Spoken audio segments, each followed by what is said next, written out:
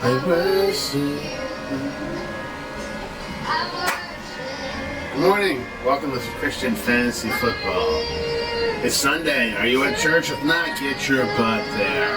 Right now I'm jamming out some little Christian worship music at church I've attended for 18 years prior to the church I'm at now, but I still go back and forth. I still kind of consider myself a member.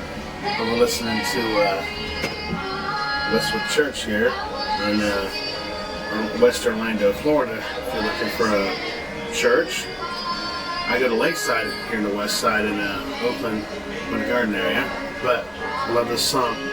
Light in the darkness, my God, that is who you are.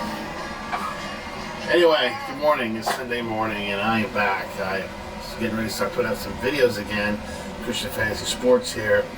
And our mission here, my mission, hopefully it's that means I got more people involved, but right now my mission is get out the Word of God and to use our passion for Christian Fantasy Sports to do so. So before we wrap into sports or get into sports, I want to talk about, sure, unless you're a new Christian or something, everybody's heard the story of Jonah and the whale. You know, the whale swallows Jonah. Jonah's a defiant of God. And the reason I'm bringing this up, this particular subject matter, is because of a better understanding of Jonah. See, I thought that Jonah kind of had not listened to God because he thought that these people are going to kill me. I can't go here. This is the worst place on the planet. Everybody knows this place is horrible. They're full of sins. They are not going to listen to me. And it turns out my understanding has changed, that it's more of these people do not deserve God's grace. Even though I'm a prophet and God has told me to go there, I'm making the decision to say no. These people are so disgusting, they're so horrible, so worthy. I'm not even going to give them a chance even though God has told me, and I'm just going to disobey God. So today, what we're talking about is not the whole I run off, go on the boat, storm comes, throw me overboard, whale swallows me, spits me out kind of scenario. We're talking about our attitudes when we think we know more than God, or where we're just simply being disobedient to God because we have the wrong heart. Now, I'm not going to say it's okay to have the wrong attitude, but you can't let that attitude dictate what you do. If you have the wrong heart, you're probably going to have the wrong attitude along with it. You can't have the wrong heart. Our heart has to be out for what God tells us to do. So, God commands Jonah to go to Nineveh, which was the capital city of the Assyrian Empire, and therefore the source of great evil and suffering. Jonah, however, flees in the opposite direction of Nineveh, because Jonah thought that these people simply weren't worth saving. So then we start asking ourselves today, in today's world, what's the difference between us and the people of Nineveh? Is our heart towards God, or are we acting worldly? And if we're acting worldly, how does that separate us from their behavior? They are considered the worst. Isn't our behavior also the worst? Maybe we don't live in the worst place, but our attitudes and behaviors reflect poor decision making, reflect worldly attitudes. And that's something we have to shape. And I can understand why people might be that way or are that way. It's because we've grown up with this our entire life. It's embedded in our DNA. Unless there's something that God has gotten to us and we have obeyed Him early and often, we develop these poor behaviors, these poor attitudes, these poor judgmental attitudes. And don't we find ourselves as people making or having opinions based on nothing or little to nothing? Somebody told us or we heard on the news. We don't actually know it's fact, but we speak to it and to other people about it as if it was the word. And we don't really know what it is. We don't know the truth of it. We might only know a fragment of what it is. Or how many times has it been where you hear something but you only get a small piece of it, and so you form an opinion based on that content, not really having the entire picture?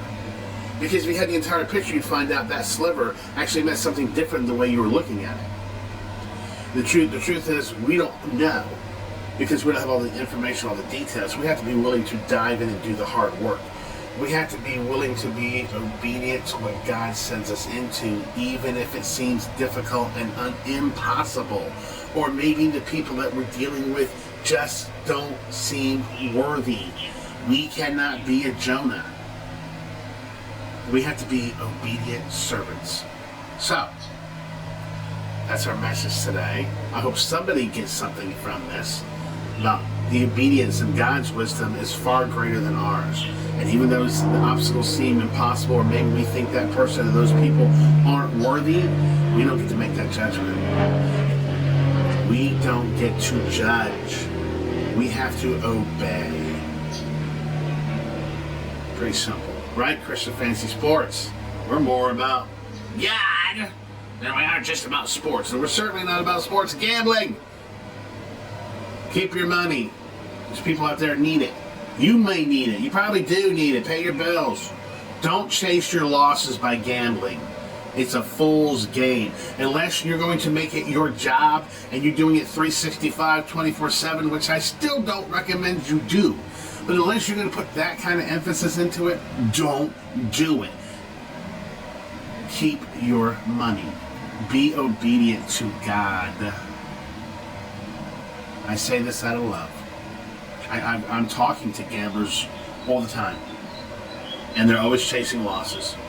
Even the best of them, you listen to the radio, you're like, yeah, I didn't have a very good week this week, but I'm going to get back on the wagon and get back on the horse and get out there, and we're going to get them back this week. Okay, I hope you do, because you just admitted, as the professional who lives and breathes this, you're already behind. What do you think you're doing if you're the novice or the beginner? You are losing. Keep your money. More importantly, keep your eyes focused on God's Word. Because if you were, you wouldn't find yourself in this gambling mess to start with. Is gambling at my fingertips at all times? Yes. Do I think I could be good at it? Probably. Am I going to do it? No. I'm not chasing my losses. The losses I need to chase are the things I haven't done for God if I'm going to chase anything. And God really doesn't need me. He needs our obedience.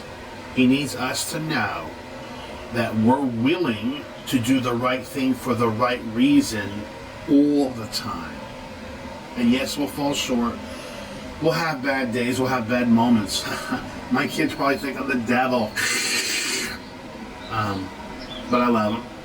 And we have to all be obedient. So, little sports today. It's this Sunday morning. Nobody's going to watch this, but if you did, I'm pretty pumped about if you looked at the earlier videos I was capable of putting out, even though they're horrible, and I do apologize, I'm still learning this. But you'll see that I was right about some things, particularly about not getting involved in the Raiders. Run from the Raiders. If you didn't draft the tight end Oswald, I'm saying Oswald, where am I getting Oswald from? Don't invest anything in the Raiders. Run from them. It's not worth the daily headache. Unless you can find some kind of consistent pattern that somebody's doing something consistently, I'm not touching any of them. Not one. Maybe Madison in the future kind of played with him, dumping off at the end of the game, garbage time if you got the bench spot. But Devontae Adams is gone.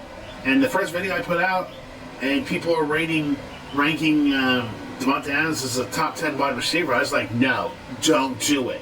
I was in the draft, 14-teamer. I saw him still in the 4th round, came to me, and I was like, no, I didn't draft him. I'm trying to remember who I think I drafted Malik Neighbors. Would you have rather had Malik Neighbors or Devontae Adams at this point? Yay, Malik Neighbors, right? Yes. So, I'm going to give you 3 names that have absolutely nothing to do with this week. They're not going to do anything for you. But you need to think about these people, okay? Kalani Vidal. He has now moved up to the RB2. RB2 for the Chargers. Gus Edwards is on IR. This guy is 213 pounds, I believe. I'm sorry, I'm not staring at the stats at the moment. And he runs a 4.4. Are you kidding me? He runs like a little miniature bowling ball on a team that wants to run the ball all the time. He is sitting behind J.K. Dobbins, who is a walking injury report. And I'm not asking him or hoping that he gets hurt in any way. I never wish for a player to get hurt. But statistically, the guy's always getting hurt. And I'm not, once again, not rooting for him to get hurt.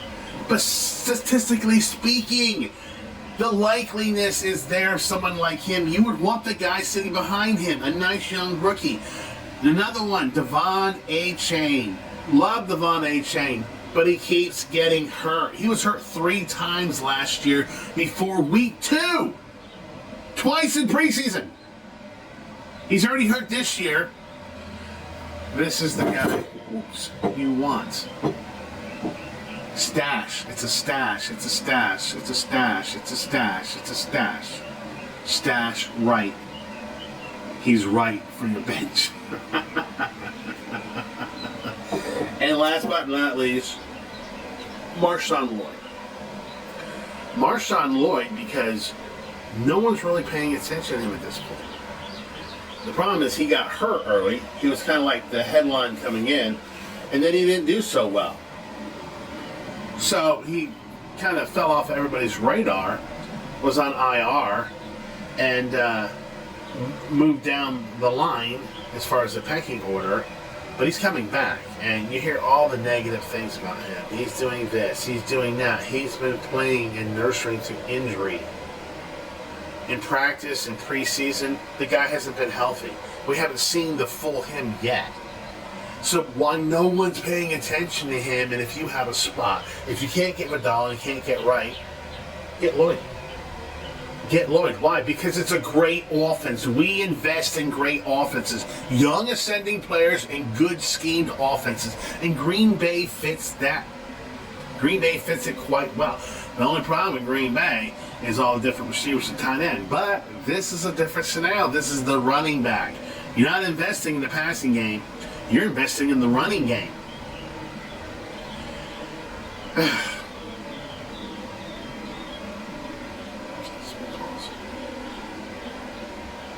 Anyway, it is Sunday. Get your butts to church. Glory be God, right? If you got room on your bench, just pick up one of these guys. If not, check out one of my future videos where I'm going to be breaking down more players. I'm going to be putting out more videos. I'm certainly going to be talking more about God because that is our focus. The focus is about God. So, Sunday morning, get your butts to church. Until then, this is week 7, Christian Fantasy Sports. The only fantasy here is sports because God is real. Peace. See you on the other side.